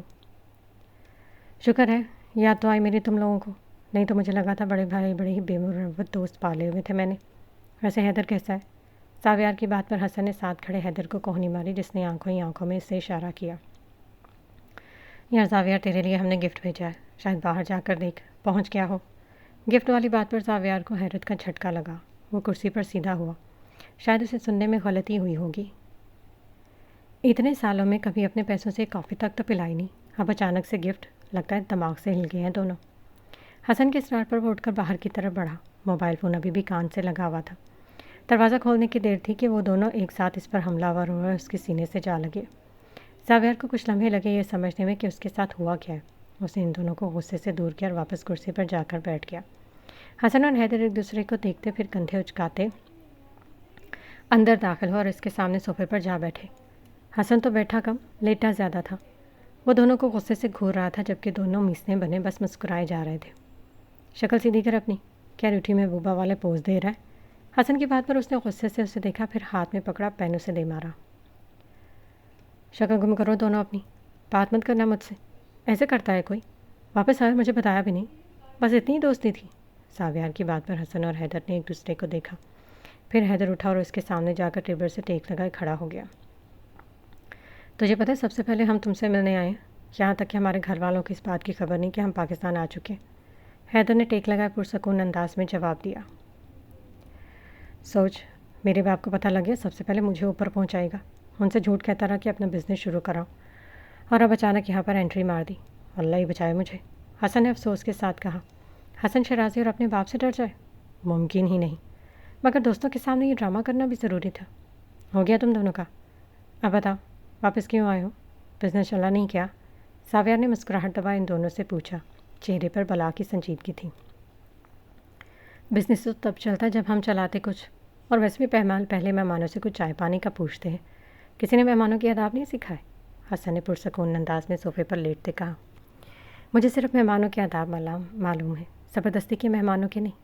ساویار نے اسے دیکھتے دانت پیس کر کہا، جس پر وہ ڈھیٹوں کی طرح مسکرا دیا۔ مطلب صاحب تھا، اسے کوئی فرق نہیں پڑتا، جو بھی کہو۔ چل اب جلدی سے کافی آرڈر کر، پھر اس کے بعد باہر چل کر کھائیں گے کچھ، یہاں مجھے گھٹن ہو رہی ہے، ذرا اسی کی سپیڈ تو بڑھا حیدر۔ اس کی ڈرامے بازیوں پر ساویار کا خون کھولنے لگا۔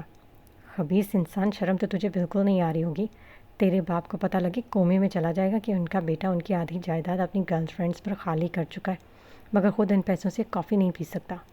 ساویار کی بات پر حیدر کی ہنسی چھوٹی۔ تم لوگوں سے تو میرا رحم دل ہونا برداشت نہیں ہوتا، اب اگر ساری لڑکیاں مجھ پر مرتی ہیں، تم لوگوں کو منہ نہیں لگاتی، تو اس میں میرا کیا قصور؟ اب میں نے تھوڑی نہ کہا تھا چرسیوں والی شکلیں لے کر پیدا ہو۔ ہاں، اس کی رحم دلی باپ کو کنگلا کر کے ہی ختم ہونی تھی۔ بندہ سب کچھ ہو مگر تجھ جیسا رحم دل نہ ہو، ساویار نے تب کر کہا۔ بات بات پر گرل فرینڈ کا تانا کیوں دے رہے ہو؟ میں سب سمجھ رہا ہوں، اگر چاہیے تو میں ایک عدد دے سکتا ہوں۔ اس نے فراغ دلی سے آفر کی، جس پر ساویار پیپر ویٹ اٹھا کر اسے مارنے لگا تھا، مگر حیدر نے بر وقت اس کے ہاتھ سے لے لیا۔ ویسے آج کل تیری گرل فرینڈس کا کیا نمبر چل رہا ہے؟ حسن نے بڑی سنجیدگی سے انگلیوں پر گننے کی اداکاری کی۔ رک، دو نے بریک اپ کر لیا تھا، ایک نے بلاک کر دیا، نئی والی کو شامل تو کروں تو… حیدر نے اپنا سر پکڑ لیا۔ جتنی سنجیدگی سے تو گرل فرینڈس کا حساب لگا رہا ہے، اگر کسی بجٹ کا لگا رہا ہوتا تو آج باپ سے چھپنے کی ضرورت نہ پڑتی۔ ساویار نے اسے دیکھتے کہا، اسے چھو تو چل میرے ساتھ، کہیں باہر جا کر لنچ کرتے ہیں، پھر اس کے کارنامے بھی سناؤں گا۔ حیدر نے اس کا بازو پکڑتے اسے کھینچا۔ یار ابھی نہیں جا سکتا، تھوڑی دیر صبر کر لو، بہت ضروری میٹنگ ہے، اور تم لوگوں کو پتہ ہے میرے ڈیڈ کا ذرا سی کوتاہی برداشت نہیں کرتے۔ میں تب تک ادھر تم لوگوں کے لیے کافی آرڈر کرتا ہوں۔ اس نے لیپ ٹاپ آن کرتے ایک سرسری نظر حسن پر ڈالے حیدر سے کہا۔ ساویار اس وقت سفید شرٹ کے ساتھ سیاہ پینٹ سیبتن کیے ہوئے تھا، جبکہ اس کا سیاہ کوٹ کرسی کے ہینڈل پر لٹک رہا تھا، جیسے ابھی گر کر زمین کو سلامی پیش کرے گا، جبکہ حسن نے سیاہ جینس پر سیاہی شرٹ پہنی ہوئی تھی۔ حیدر نے نیلے رنگ کی سلیو لیس شرٹ کے ساتھ نیلی جینس پہنی ہوئی تھی۔ اس سے پہلے کہ کوئی کچھ کہتا، ساویار کا فون رنگ ہوا۔ وہ پہلی فرصت میں کال اٹھاتا، موبائل کان سے لگایا، مگر آگے سے ملنے والی خبر نے جیسے ان کے جسم کا سارا خون نچوڑ لیا۔ وہ حواس باختہ ہوئے دروازے کی سمت بھاگا، جبکہ اس کو اس طرح بھاگتے دیکھ حسن اور حیدر اسے پکارتے فوراً اس کے پیچھے لپکے۔ وہ اپنے آفس کا کام ختم کرتے یا جلدی نکل گئی تھی۔ اسے کچھ وقت خود کے ساتھ گزارنا تھا، اکیلے، تنہائی میں۔ جب اس کا دل بھاری ہوتا وہ ایسی جگہ کا انتخاب کرتی تھی، کیونکہ تنہائی میں انسان دنیا سے نہیں خود سے ملاقات کرتا ہے۔ آج وہ گاڑی خود ڈرائیو کر رہی تھی۔ اس نے خان بابا کو مشال کو گھر چھوڑنے کی ذمہ داری دی تھی۔ ذہن بہت سی سوچوں کی آماجگا بنا ہوا تھا، نہ جانے کیوں اسے عجیب سی گھٹن ہو رہی تھی۔ اچانک اس نے گاڑی کی رفتار آہستہ کی، نظر بے اختیار سامنے سڑک پر گئی جہاں دو لڑکیاں وکیل کا لباس پہنے چل رہی تھیں۔ ان کے ہاتھ میں فائلوں کا ایک پلندہ تھا۔ وہ دونوں شاید کسی کیس پر بحث کر رہی تھیں۔ ان کو دیکھتے کب اس کی آنکھیں بھر آئیں اسے معلوم نہ ہو سکا۔ اس ایک منظر نمل کے اندر جیسے برسوں سے دبا زخم ایک گہرا کر دیا ہو۔ کتنی خواہش تھی اس کے کہ اس کے نام کے ساتھ بھی پروسیکیوٹر لگایا جائے، وہ بھی ایک دن یوں ہی وکیل کا لباس پہنے کھڑی ہو۔ جب وہ پہلا کیس جیت کر اپنے باپ کے سامنے کھڑی ہو تو اس کے بابا مسکرا کر اسے بس اتنا کہیں، مجھے فخر ہے تم پر کہ تم نے آج ایک ظالم کو اس کے انجام تک پہنچایا اور ایک مظلوم کو انصاف دلایا۔ خدا تمہیں یوں ہی ثابت قدم رکھے میرا بیٹا، جیسے وہ بچپن میں اسے کہا کرتے تھے جب بھی وہ ان سے اپنی وکیل بننے کی خواہش کا اظہار کرتی تھی۔ مگر افسوس ہر خواہش پوری کہاں ہوتی ہے، کچھ خواب حالات سے ہار جاتے۔ کبھی کبھی اپنوں کی خاطر اپنی پسندیدہ چیزوں سے دستبردار ہونا پڑتا ہے۔ وہ اسے بیٹا کہتے تھے تو اس نے اسے بیٹا بن کر دکھایا تھا، مگر جب ایک بیٹی بیٹا بن کر فرائض انجام دینے لگے تو سمجھیں کہ اس نے اپنی پسند کو پیچھے چھوڑا ہوگا، اپنا دل مارا ہوگا، اپنی خوابوں سے دستبرداری کی ہوگی۔ اتنا آسان نہیں ہوتا ایک بیٹی سے بیٹا بننے تک کا سفر۔ اس نے آنسوں کو اپنے گالوں پر بہنے کی اجازت نہ دی۔ سب سے آنکھیں مچھتے وہ گاڑی کی رفتار پھر سے تیز کر گئی، اور رفتار کافی حد تک بڑھائے ہوئی تھی۔ اس کا رخ کسی پرسکون جگہ کی طرف تھا جہاں زیادہ آبادی نہ ہو۔ اس نے ٹرن لیتے گاڑی کو سنسان سڑک کی طرف موڑ لیا۔ یہ راستہ دامنے کو کی طرف جاتا تھا۔ اسلام آباد سے جا رہے ہیں تو اس جگہ سے ضرور واقف ہوں گے۔ دامنے کو شہر کے شور سے ذرا فاصلے پر واقع ایک ایسی جگہ تھی جہاں فطرت اپنی پوری شان کے ساتھ سانس لیتی محسوس ہوتی تھی۔ سبز پہاڑوں کی ڈھلوانیں دور تک پھیلی ہوئی تھیں جنہیں چھوتی ہوئی ٹھنڈی ہوا چہروں کو سکون بخش رہی تھی۔ اونچے درختوں کی شاخیں ہوا کے دوش پر آہستہ آہستہ جھوم رہی تھیں، جبکہ پرندوں کی مدھم چہچہاہٹ ماحول میں ایک انوکھی موسیقیت گھول رہی تھی۔ بلندی پر کھڑے ہو کر نیچے نظر دوڑائی جائے تو پورا اسلام آباد کسی حسین مصور کی بنائی ہوئی تصویر معلوم ہوتا تھا۔ سیدھی کشادہ سڑکیں، دور تک پھیلی سبزہ زاریاں اور منظم انداز میں کھڑی عمارتیں شام کی سنہری روشنی میں نہا کر اور بھی دلکش لگ رہی تھیں۔ افق پر سورج آہستہ آہستہ پہاڑوں کے پیچھے اتر رہا تھا۔ سنہری کرنیں بادلوں کے کناروں پر بکھر کر پورے منظر کو خوابناک بنا رہی تھیں۔ ٹھنڈی ہوا میں مٹی اور درختوں کی ملی جلی خوشبو دل کو عجیب سا سکون دے رہی تھی، جیسے یہاں آ کر وقت بھی چند لمحوں کے لیے تھم گیا ہو۔ اسلام آباد سے دامنوں کی طرف جانے والی سڑک شہر کے ہنگاموں سے آہستہ آہستہ دامن چھڑاتی مارگلا کی پہاڑیوں میں داخل ہو جاتی ہے۔ جیسے ہی گاڑی بل کھاتے ہوئے اوپر چڑھنے لگی، دونوں جانب گھنے چیڑ اور جنگلی درخت خاموش محافظوں کی طرح کھڑے دکھائی دے رہے تھے۔ کہیں کہیں سورج کی کرنیں پتوں کے درمیان سے چھن کر سڑک پر سنہری نقش بنا رہی تھیں تو کہیں سایوں کی ٹھنڈک دل کو عجیب سا سکون بخش رہی تھیں۔ وہ راستہ زیادہ چوڑا نہیں تھا، بلکہ جگہ جگہ تیز موڑ اور ڈھلوانوں سے مزید اسے پرسرار بنا دیتی تھی۔ ہر موڑ کے بعد ایسا محسوس ہوتا تھا جیسے قدرت نے ایک نیا منظر سنبھال کر رکھا ہو۔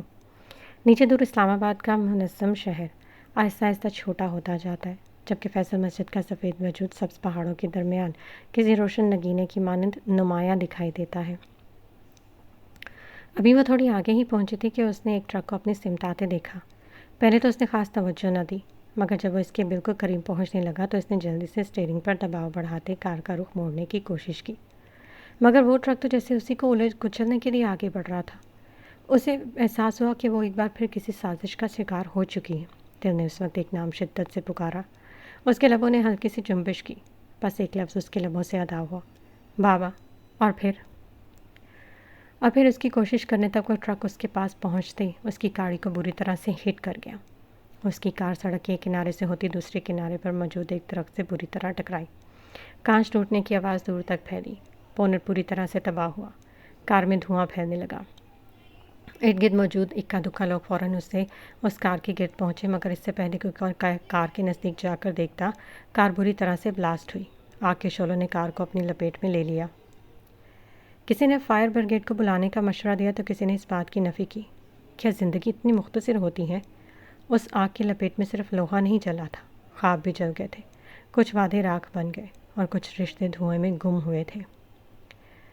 شام کی سنہری روشنی بازار کی رونقوں پر بکھری ہوئی تھی۔ سڑک کے کنارے واقع چھوٹی سی پھولوں کی دکان رنگوں اور خوشبوؤں سے مہک رہی تھی۔ سرخ گلاب، سفید لیلیز، گلابی کارنیشنز، جامنی آرکڈز اور سورج مکھی کے زرد پھول بڑی نفاست سے سجے تھے۔ ٹھنڈی ہوا کا ہر جھونکا اس مہک کو اپنے ساتھ لیے گزر رہا تھا۔ وہ مختلف پھولوں کے درمیان کھڑی تھی، انگلیوں کے پوروں سے ایک سفید للی کی پنکھڑیوں کو آہستہ سے چھوڑتی، پھر کبھی سرخ گلابوں کی طرف دیکھتی۔ اس کے چہرے پر ہلکی سی سنجیدگی تھی، جیسے وہ پھول نہیں کسی یاد کا انتخاب کر رہی ہو۔ اس نے سفید لیلیز کا انتخاب کیا۔ سرخ گلاب محبت کے لیے ہوتے ہیں، لیکن تم انہیں یوں نظر انداز کر رہی ہو۔ گہری مانوس آواز اس کے کانوں سے ٹکرائی۔ وہ چونکی نہیں، صرف آہستہ سے پلٹی۔ چند قدم کے فاصلے پر وہ کھڑا تھا، ہاتھ جیبوں میں ڈالے، لبوں پر ہلکی سی مسکراہٹ سجائے، اور نظریں صرف اسی پر مرکوز تھیں۔ وہ محسوس نگاہوں سے اسے ہی دیکھ رہا تھا۔ وہ 2 قدم چل کر آگے آیا اور اس کے عین سامنے کھڑا ہو گیا۔ اس نے محسوس کیا کہ وہ شخص اس میں قد میں کافی لمبا تھا۔ اس سے بات کرنے کے لیے اسے گردن اٹھانی پڑتی تھی۔ وہ اسے دیکھتے بے نیازی سے دوبارہ پھولوں کی طرف متوجہ ہوئی۔ آپ کا یہاں آنا اتفاق ہے یا تعاقب؟ اس نے پھولوں کی ٹوکری سے نظریں ہٹائے بغیر پوچھا۔ وہ مسکرایا۔ اگر کہوں قسمت تو یقین کرو گی؟ نہیں۔ اگر کہوں دل کھینچ لایا ہے؟ اس نے پہلی بار اس کی طرف دیکھا۔ پھر بھی نہیں۔ وہ ہلکے سے ہنسا۔ تمہیں کال کرنا دنیا کا مشکل ترین کام ہے، اور آپ کو خوش فہمیوں سے نکالنا شاید اس سے بھی مشکل۔ کچھ بات کرنی تھی مجھے۔ اچھا، کیا بات کرنی ہے آپ کو؟ اس کے اتنے میٹھے لہجے پر خضر تو اشش کر اٹھا۔ ابھی ذرا سا غصہ دلاؤ تو میڈم کو تو آپ جناب والی ساری تمیز بھول کر تم پر آ جائے گی۔ وہ صرف سوچ ہی سکا، کہنے کی ہمت جو نہ تھی۔ اتنی جلدی بھول گئی تم؟ حسن کیفے میں کچھ کہا تھا میں نے؟ کہا کیا تھا؟ سیدھا پرپوز کیا تھا، وہ بھی دھوپ میں جل کر۔ وہ بس دل میں سوچ سکا۔ میں نے تو کوئی جواب نہیں دیا تھا۔ وہ اس کے تاثرات دیکھتے اپنے مسکراہٹ دبائے سنجیدہ لہجے میں بولی۔ مگر تم نے انکار نہیں کیا تھا؟ وہ پریشان ہوا۔ میں نے اقرار بھی نہیں کیا تھا۔ نہ جانے کیوں سے خضر کو زج کرنے میں مزہ آ رہا تھا۔ میرے معصوم دل کے ساتھ کھیل رہی ہو نا؟ خضر کا ستا ہوا چہرہ دیکھتے وہ بمشکل اپنی مسکراہٹ روک رہی تھی۔ میں نے تو کچھ نہیں کیا، آپ کو غلط فہمی ہو رہی۔ بھلا دل کہاں آ گیا بیچ میں؟ یہ کہتے ساتھ اس نے شاپ والے سے پھولوں کا بکے لیا۔ اس سے پہلے کہ وہ پیسے دیتی خضر اسے منع کر چکا تھا۔ اس نے پیسے نکالتے اس دکاندار کو تھمائے۔ وہ ان پھولوں کی قیمت سے کافی زیادہ تھے۔ دکاندار نے 5000 کے نوٹ کو دیکھا اور پھر سر پھر شخص کو۔ رکھ لو، یہ تمہاری خوش قسمتی ہے کہ میڈم تمہاری شاپ سے پھول لیتی ہے، کہتی وہ اب ردا کی طرف مڑا جو حیرت سے اسے دیکھ رہی تھی۔ اس نے آنکھیں چھوٹی کیے اسے گھورا۔ اتنا بے وقوف انسان اس نے اپنی زندگی میں نہیں دیکھا تھا۔ بھلا ایک بکے کی خاطر کوئی 5000 دیتا ہے؟ مزید کتنے ہی پھولوں کے بکے خرید سکتی تھی وہ ان 5000 میں؟ پاگل۔ وہ بکے لیے شاپ سے باہر نکل گئی۔ خضر ابھی اس کے پیچھے تھا۔ اس لڑکی کے پیچھے اس نے یوں ہی خوار ہونا تھا۔ میرے سوال کا جواب دو، کیوں کر رہی ہو میرے ساتھ ایسا؟ ردا کے پیچھے جاتے اس نے دوبارہ پوچھی۔ کیا کر رہی ہوں میں؟ وہ رک کر اب روج کھاتے اس سے مخاطب ہوئی۔ اتنی معصوم تو نہ تھی وہ جتنی اب بن رہی تھی۔ سب جانتے ہوئے بھی انجان بن رہی ہو، بہت غلط بات ہے۔ کیوں ناراض ہوتے وہ اس سے بہت کیوٹ لگا، مگر یہ بات وہ اسے کبھی بتانے والی نہیں تھی۔ مجھے نہیں معلوم کچھ بھی، مجھے دیر ہو رہی ہے، میں جا رہی ہوں۔ وہ اس کی نظروں سے اوجھل ہونا چاہتی تھی۔ وہ جانتی تھی کہ وہ کس بارے میں بات کر رہا ہے، مگر وہ اب تک گھر والوں سے بات نہیں کر پائی تھی۔ بے شک وہ جتنی بھی منہ پھٹ ہو، مگر یوں اپنا پسند کا اظہار نہیں کر سکتی تھی۔ ٹھیک ہے جاؤ، دیکھنا میں بھی آج ہی رشتہ لے کر آتا ہوں۔ اس نے جھٹکے سے رخ موڑتے خضر کو دیکھا۔ ماسک کے پیچھے چھپے چہرے کے تاثرات کو تو وہ نہ جان پایا، مگر ان آنکھوں میں سب ظاہر کر دیا۔ تم ایسا نہیں کروں گی، تمہیں میری قسم خضر، پلیز ابھی ایسا مت کرنا۔ اس کے یوں پریشان ہونے پر اس نے خود پر لعنت بھیجی۔ اس کے دل نے اعتراف کیا کہ کم از کم وہ لڑکی اس کو تکلیف میں نہیں دے سکتا، مذاق میں بھی نہیں۔ ارے یار، میں تو مذاق کر رہا تھا، یوں پریشان تو مت ہو۔ تم جانتے ہو نا تمہاری مرضی کے بنا میں کبھی رشتہ نہیں لاؤں گا۔ تمہاری رضامندی بہت ضروری ہے میرے لیے۔ اس کی بات پر ردا مسکرائی۔ وہ اتنا کیوں اچھا تھا؟ اگر نہیں تھا تو پھر اسے کیوں لگ رہا تھا؟ وہ جان گیا تھا کہ وہ اس سے بھاگ کیوں رہی۔ وہ بھی مزید تنگ کرنے کا ارادہ ترک کرتے خاموش ہو گیا۔ کیا میں جا سکتی ہوں اب؟ اس نے اجازت چاہی۔ نہیں، بالکل بھی نہیں، بلا تردد انکار کیا گیا۔ مجھے دیر ہو رہی ہے۔ التجا کی گئی۔ میں خود تمہیں گھر چھوڑ کر دوں گا پھر۔ التجا رد نہیں کی گئی تھی۔ اوکے، میں گاڑی میں پیچھے بیٹھوں گی۔ اب کی بار حکم آیا، بنا کسی حق سے وہ اس کے ساتھ آگے نہیں بیٹھ سکتی تھی۔ جہاں تم چاہو، گاڑی اور گاڑی والا دونوں تمہارے ہیں۔ سر خم ہوا، حکم مان لیا گیا۔ اس کی بات پر ردا کی گال دہک اٹھے۔ لفظوں کے معاملے میں یہ شخص کتنا بے باک تھا۔ وہ بنا اس کی طرف دیکھے گاڑی کی طرف بڑھ گئی۔ وہ جانتی تھی وہ آنکھیں پڑھ لینے کا ہنر جانتا ہے۔ خضر نے اس کے لیے دروازہ کھولا۔ وہ پیچھے بیٹھ گئی تو وہ دروازہ بند کرتے ڈرائیونگ سیٹ سنبھال چکا تھا۔ گاڑی کی خاموشی کو ردا کی آواز نے توڑا۔ ایک بات کہوں؟ ایک کیوں 1000 کہو؟ ابھی ایک ہی کہنی ہے۔ اوکے، مگر اگلی دفعہ 1000 ہونی چاہیے۔ وہ مسکراہٹ دبائے بولا۔ خضر، وہ غصے سے مخاطب ہوئی۔ اچھا سوری، کہو کیا بات ہے؟ تمہاری اسکن اتنی جلدی ریڈ کیوں ہو جاتی ہے؟ دل میں آیا سوال وہ پوچھ بیٹھی۔ اس نے خضر کے سرخ ہوتے گالوں کو دیکھا۔ کیونکہ مجھے دھوپ میں رہنے کی عادت نہیں ہے اتنی، اس لیے ذرا الرجی ہو جاتی ہے۔ وہ اسکن کیئر کرنے والا لڑکا تپتی دھوپ میں سڑکوں پر صرف اس لڑکی کے لیے خوار ہوتا تھا۔ تو مت دھوپ میں رہا کرو، آج بھی میری وجہ سے کتنی دیر کھڑے رہے۔ ردا کو خود پر غصہ آیا، وہ چھاؤں میں بھی تو کھڑی ہو سکتی تھی۔ تمہاری خاطر جلتے انگاروں پر کھڑا ہو جاؤں، یہ تو پھر دھوپ ہے۔ وہ مسکرا کر بولا۔ وہ واقف کہا تھی خضر شاہ کی محبت سے، جسے کسی نے نہیں چاہا وہ خود ایک لڑکی کو حد سے زیادہ چاہنے لگا تھا۔ وہ اس سے ہر امید وابستہ کر چکا تھا۔ اسے لگتا تھا کہ اس کی ویران زندگی میں وہ بہار بن کر آئی ہے۔ اتنے سالوں بعد اس نے دل سے مسکرانا سیکھا تھا۔ یہ فلرٹ کر رہے ہو تم؟ اس نے آنکھیں چھوٹی کی اسے گھورا۔ نہیں، بس کوشش کر رہا تھا۔ وہ ڈھیٹ بن کر مسکرایا۔ کوشش ناکام ہوئی ہے، میں ٹرائی کرتا رہوں گا، کبھی تو کامیاب ہوگی۔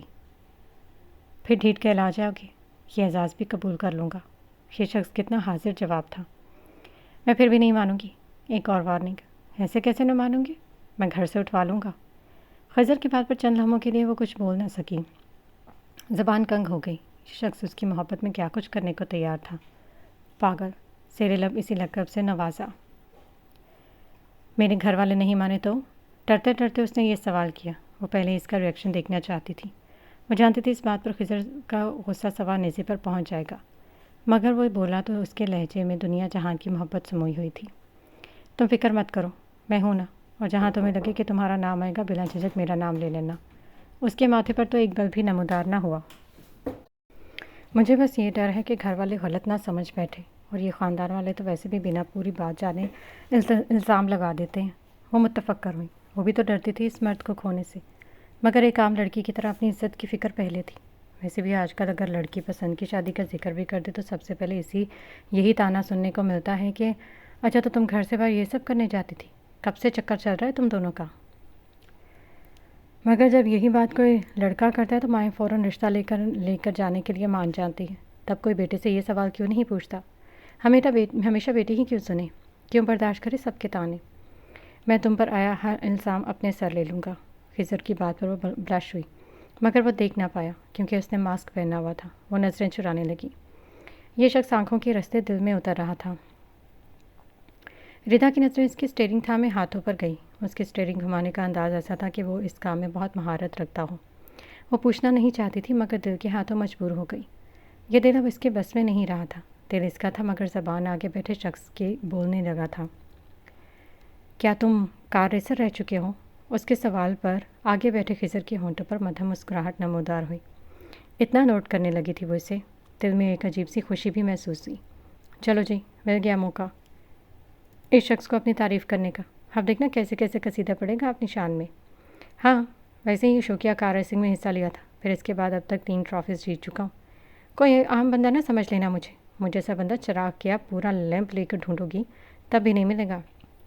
دائیں ہاتھ سے اپنے بال سنوارتے اس نے اترا کر جواب دیا۔ ہاں، کیا ہوتا جو شخص اپنی خوبیاں نہ گنواتا؟ پڑ گئی اس کے کلیجے میں ٹھنڈ۔ دیکھتا ہوں اب کیسے نہیں پٹے گی۔ وہ دل میں سوچتا مسکرایا۔ تم کچھ زیادہ ہی خوش فہم نہیں ہو؟ کیوں؟ تم جل رہی ہو میری خوبصورتی اور خوبصورتی سے۔ خوش فہمیاں تو خضر عالم شاہ پر آ کر ختم ہو جاتی تھی۔ جلے میری جوتی، کچھ تو جلا نا۔ خضر، پھر سے مجھے غصہ دلا رہے ہو؟ اچھا ٹھیک ہے، سوری، تم بھی بہت پیاری ہو مگر مجھ سے ذرا کم۔ 2 منٹ چپ کرنے کے بعد اس کی زبان میں پھر سے کھجلی ہوئی تھی۔ ویسے مجھے لگتا ہے تم مجھ پر مرتی ہو۔ جی نہیں، ابھی میں زندہ رہنے کا ارادہ رکھتی ہوں۔ تم مانو یا نہ مانو، ہینڈسم تو میں ہوں، اور جن نظروں سے تم مجھے دیکھ رہی تھی صدقہ دینا پڑے گا مجھے تمہاری آنکھوں کا۔ آخری الفاظ اس نے دل میں کہے۔ تمہیں دماغ کے ڈاکٹر کے پاس جانا چاہیے۔ اوپر والا پورشن اپنی جگہ سے ہلا ہوا ہے۔ ہاں یہ تو صحیح ہے، اپنی جگہ سے ہلا تو ہوا ہے، مگر دماغ نہیں میرا دل۔ تم لا علاج مریض ہو، جسے عشق کی بیماری لگ جائے اسے شفا سے کیا لینا؟ اس کی ایسی باتوں پر اس کا دل چاہے کہ وہ کہیں خود کو چھپا لے۔ سب سے بڑی غلطی جو آج اس کی گاڑی میں آ گئی۔ کچھ میں بول دیتا یہ بندہ، اف میرا دل میرے بس میں نہیں رہنے دے گا یہ شخص۔ اللہ جی نے شکل بھی اتنی معصوم دی ہے اس کو، کیا ہی کہوں میں۔ اپنے دل کی کلاس تو میں گھر جا کر لوں گی۔ میرا گھر آ گیا، اتارو مجھے، وہ خفا خفا سی مخاطب ہوئی۔ اس نے گاڑی روکتے فرنٹ مرر سے اسے دیکھا، آنکھوں میں ڈھیر ساری خفگی لیے وہ دروازہ کھولنے کی کوشش کر رہی تھی، جو شاید تب تک نہیں کھلتا جب تک خضر صاحب اسے ان لاک نہ کر دیتے۔ اچھا سوری، میں سوری بول رہا ہوں نا، اب تو مان جاؤ کہ یہ کہتی ہو تو کان پکڑ لیتا ہوں۔ ایک ہاتھ سے کان پکڑے وہ پیچھے اس کی طرف مڑا۔ اس کے یوں کان پکڑنے پر اس کے لب مسکراہٹ میں ڈھلے۔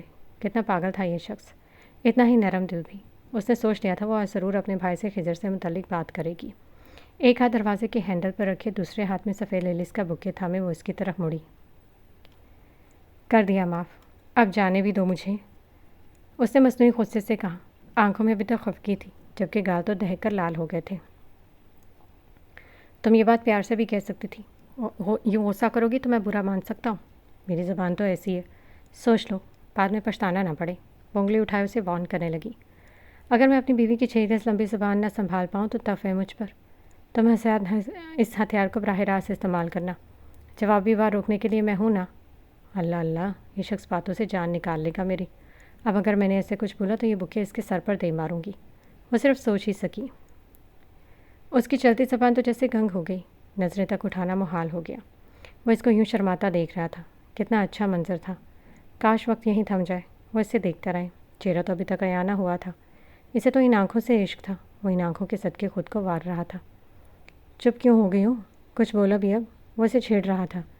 مجھے جانا ہے، دیر ہو رہی ہے، وہ منمنائی، مگر نظریں نہ اٹھائیں۔ اچھا ایک بار سن کر جاؤ، وہ دھیرے سے مخاطب ہوا۔ جلدی کہو۔ اس نے نظریں اٹھائیں۔ وہ خضر عالم شاہ اپنی بات بھول گیا۔ وہ بھول گیا کہ اسے کیا کہنا تھا۔ کیا وہ؟ کہو بھی جو بھی کہنا ہے۔ ہاں وہ مجھے تمہارا نمبر چاہیے، پکا کال میسج نہیں کروں گا، بس ویسے ہی تمہارا نمبر پاس سیو کرنا چاہتا ہوں۔ ایک ہاتھ سے وہ پچھلی گردن کو رب کرتے سر جھکا گیا۔ اسے ڈر تھا کہ کہیں وہ غصہ نہ ہو جائے۔ اس نے ہمیشہ یہی دیکھا تھا کہ نمبر مانگنے پر یا تو لڑکی غصہ ہوتی ہے یا سیدھا تھپڑ ہی رسید کر دیتی ہے۔ اس نے دونوں باتوں کے لیے خود کو تیار کر لیا تھا۔ اسے کون سا تجربہ تھا کہ لڑکیوں سے نمبر کیسے لیا جاتا ہے؟ کاش کوئی ایک عدد گرل فرینڈ تو بنائی ہوتی اس نے۔ وہ خود کو کوس رہا تھا جب اس کی ردا کی آواز سنائی دی۔ ٹھیک ہے، میں دے دیتی ہوں، مگر اپنی بات پر قائم رہنا۔ کال کرنے پر میں کال یا میسج کرنے پر میں بلاک بھی کر دیتی ہوں۔ سالم عورت، تھوڑی تو رعایت دیتی، اتنے ہینڈسم بندے کو بلاک کرنے پر گناہ ملے گا۔ تو اس کا مطلب تم سچ میں کال یا میسج کرتے؟ اس کے سوال پر وہ گڑبڑایا۔ نہیں، مگر کبھی غلطی سے ہاتھ لگ جائے تو کچھ کہا نہیں جا سکتا نا، بس اسی لیے۔ وہ معصوم شکل بنا کر گویا ہوا۔ اوہ خضر، تم مجھے پاگل کر دو گے، مجھے پتا تھا تم بھی یہی ضرور کرو گی، مجھے ایسا ہینڈسم دیکھ کر سب یہی کہتی ہیں۔ بھلا اتنا زیادہ حسن تم برداشت نہیں کر پا رہی نا؟ یہ شخص خود پر ایک کتاب لکھ سکتا تھا۔ اگلی دفعہ نہ ملنے پر میں تمہیں آئینہ دوں گی، ساری خوش فہمیاں دور ہو جائیں گی، وہ تعصب سے کہتی گاڑی سے باہر نکلتی جلدی سے اندر کی طرف بڑھ گئی، جبکہ خضر تب تک اس سے نگاہیں نہ ہٹا پایا جب تک وہ نظروں سے اوجھل نہ ہو گئی۔ گاڑی ریورس کرتے اس کی نظر گاڑی کے سائڈ مرر پر پڑی تو بے ساختہ اس کے منہ سے ماشاءاللہ نکلا۔ ویسے پیارا تو میں ہوں یار، یا شاید اس سے ملاقات کا اثر ہے، جو بھی ہے، مگر مجھے لگتا ہے اس ڈریس میں زیادہ پیارا لگتا ہوں۔ کل ہی جا کر ایسے 5-6 جوڑے لے کر آؤں گا، لیکن مجھے نظر لگ گئی تو دادو سے کہتا ہوں جا کر نظر اتارے میری۔ وہ خود سے باتوں میں مگن تھا جب گاڑی کے تیز ہارن کی آواز کانوں سے ٹکرائی۔ وہ گاڑی سڑک کے بیچوں بیچ کھڑی کر کے بھول چکا تھا، پیچھے کھڑی گاڑی کا رستہ بلاک ہو چکا تھا۔ گاڑی کے مسلسل ہارن پر خضر ہوش کی دنیا میں لوٹا۔ ہو رہا ہوں سائڈ پہ، عجیب، ذرا سا سکون خود کی تعریف بھی نہیں کرنے دیتے، چیلس پیپل نہ ہو تو، وہ سر چھٹک کر کہتا گاڑی زن سے بھگا کر لے گیا۔ وہ کوریڈور میں تیزی سے بھاگ رہا تھا۔ ملازمین نے حیرت سے اپنے باس کو اس لاپرواہ حلیے میں پاگلوں کی طرح بھاگتے دیکھا۔ وہ شخص جو آفس میں ذرا سی اونچی آواز برداشت نہیں کر پا رہا تھا، وہ سلیقہ مندی میں عورتوں سے بھی 2 ہاتھ آگے تھا، آج یوں اچانک بنا کوٹ کے بے ترتیب شرٹ اور بکھرے بالوں کے ساتھ سب کے سامنے بھاگ رہا تھا۔ بھلا اب کہاں گئی وہ امپورٹنٹ میٹنگ جس کے لیے وہ دوستوں کے ساتھ بھی باہر جانے کو راضی نہ ہوا؟ ارد گرد سناٹا چھا گیا۔ حیدر اور حسن اس کے پیچھے تھے. وہ تو جیسے کسی کو سن ہی نہیں رہا تھا. اس نے لفٹ کی بجائے سیڑھیوں کا انتخاب کیا. وہ بھاگتے ہوئے باہر پہنچا اور اپنی گاڑی میں بیٹھتے گاڑی بھگا کر لے گیا. حسن اور حیدر بھی گاڑی میں بیٹھتے اس کے پیچھے روانہ ہوئے، جبکہ کمپنی کے سب ملازمین دوبارہ سے کام میں مگن ہو چکے تھے. وقاص تو حیرت میں ڈوبا یہ سمجھنے کی کوشش کر رہا تھا کہ ابھی ہوا کیا تھا. وہ گاڑی کی رفتار حد سے زیادہ بڑھایا ہوا تھا. وہ نہیں جانتا تھا اس نے کتنے ٹریفک سگنلز توڑے، کتنے ٹریفک رولز کی خلاف ورزی کی.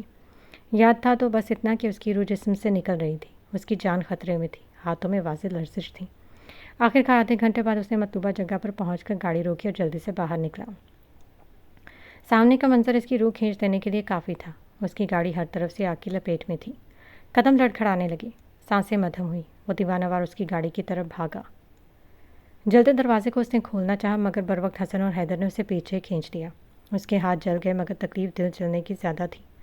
کیا جلدی آگ سے کوئی زندہ بچ کر واپس آتا ہے؟ کیا کر رہے ہو؟ پاگل ہو گیا ہو کیا؟ نظر نہیں آ رہا گاڑی کو آگ لگی ہے؟ حسن نے اسے پیچھے کھینچتے ڈپٹا. چھوڑو مجھے اس کے پاس جانے دو یار، اسے میری ضرورت ہوگی، پلیز جانے دو. وہ اپنے بازو چھڑوانے کی کوشش کرتا چلا رہا تھا، مگر ان کی پکڑ مضبوط تھی. حسن کے دل کو کچھ ہوا. حوصلہ رکھ، شاید قسمت کو یہی منظور تھا. نہیں، ایسا نہیں ہو سکتا یار، ابھی تو میں نے اس کا ہر گلہ دور کرنا تھا. ہو سکتا ہے وہ زندہ ہو، اس کی سانسیں چل رہی ہیں. دیکھو میں بھی تو زندہ ہوں. اگر وہ نہ ہوتی تو تم لوگوں کی کی جسم سے روح پہلے نکلتی. مجھے ایک دو بار دیکھ لینے دو. وہ روتے ہوئے کوئی پاگل دیوانہ لگ رہا تھا. حیدر نے اسے سنبھالنا چاہا. ہمت کر کے اس سچائی کو قبول کر، پاگل مت بن. اللہ پاک. وہ مضبوط مرد بازو چھڑواتے گھٹنوں کے پل زمین پر گر پڑا اور پھر منہ پر ہاتھ رکھ کے پھوٹ پھوٹ کر رو دیا. ارد گرد کے یکپستہ ہواؤں نے، اڑتے پرندوں اور خاموش کھڑے درختوں نے اس مرد کو افسوس سے دیکھا. میری دنیا اجڑ گئی اس میں، اور تم اسے حادثہ سمجھتے ہو. کیوں اللہ پاک؟ ابھی تو بہت سی غلط فہمیاں دور کرنی تھی. میں نے اسے بتانا تھا کہ وہ میرے لیے کتنی ضروری ہے. ابھی تو میں نے اس کو دی ہر اذیت کا مداوع کرنا تھا. پھر کیوں کیا یہ سب؟ وہ ظالم تھی، مگر اتنی تو نہ تھی کہ وہ بنا کچھ بولے چلی جائے. وہ فریاد کر رہا تھا، گڑ گڑا رہا تھا. حسن اور حیدر پہلی بار اپنے دوست کو یوں روتا ہوا دیکھ رہے تھے. ایک موقع دے دیں پلیز، پر ایک بار اسے میرا کر دے. میں کبھی اسے تکلیف نہیں دوں گا. میں اس کا سہارا بنوں گا، اس کا لگایا ہر الزام سہ لوں گا. بس ایک بار وہ آ جائے. وہ شخص اگر روتا نہ تو یقیناً دل پھٹنے سے مر جاتا. وہ صرف محبت ہوتی تو وہ سنبھل جاتا، مگر وہ تو سالوں پہلے لگا ایک روگ تھی جو عشق بن کر روح میں بس چکی تھی. اس سے دستبردار نہیں ہو سکتا تھا. وہ زور زور سے چلا رہا تھا. اس کی آواز ان درختوں سے ٹکرا کر واپس پلٹ رہی تھی. لوگ حیرت سے اس شخص کو دیکھ رہے تھے جو ٹوٹا بکھرا آہو فریاد کر رہا تھا. وہ اس اذیت کا حقدار نہیں تھا. وہ ٹوٹا تھا، بہت بری طرح ٹوٹا تھا. دل نے دہائی دی تھی کہ کاش بر وقت اظہار کیا ہوتا، مگر کچھ اعتراف دل میں دفن رہ جاتے ہیں، کبھی زبان پر نہ آنے کے لیے. کاش میں اپنا سب کچھ تمہیں دے کر واپس لا سکتا. اس نے سرگوشی کی. محبوب کے آخری دیدار سے محروم رہ جانے کی اذیت کو زاویار عالم شاہ سے پوچھے. ڈیڈ، آپ کے بیٹے کو کسی مرض نے نہیں، اس لڑکی کے جدائی نے مار ڈالا ہے. آپ کا بیٹا بھی اسی کے ساتھ ہی مر چکا ہے. ڈیڈ، میں اس کے ساتھ ہی تباہ ہوں. میرا جسم فنا ہوا، راکھ ہوا. میرا دل جل کر خاک ہوا. کچھ نہیں بچا میرے پاس. میرا دل مر رہا ہے. دل کا درد، وہ بھی پچھتاوے کے ساتھ. کیسے برداشت کروں گا میں؟ وہ سر جھکائے پھر سے رو دیا. اس کی ناراض آنکھیں ذہن کے پردوں پر نمودار ہوئیں. اس کے لب کپ کپانے لگے. آنکھیں ایسے سرخ جیسے اب آنسوؤں کی جگہ خون برسنے لگے. اتنی جلدی کہانی کا اختتام نہیں ہو سکتا. اسے وہ ناک ڈھونڈنا تھا جو بل میں چھپ کر وار کر رہا تھا. وہ ایک ایک کو ڈھونڈ لے گا. اس کی محبت اتنی آسانی سے اس سے دور نہیں جا سکتی تھی. جس نے مجھے اس سے دور کیا وہ سبب اپنے کفن کا انتظام کر لے. وحشت زدہ آنکھوں ٹوٹے دل کے ساتھ وہ کھڑا ہوا. حیدر اور حسن گاڑی کے پاس کھڑے کسی سے فون پر بات کر رہے تھے. کچھ تھا جو ادھورا تھا. کہانی کی ملکہ یوں خاموشی سے جا چکی تھی، یقین کرنا مشکل تھا، مگر حقیقت سے نظریں نہیں چرائی جا سکتی تھی.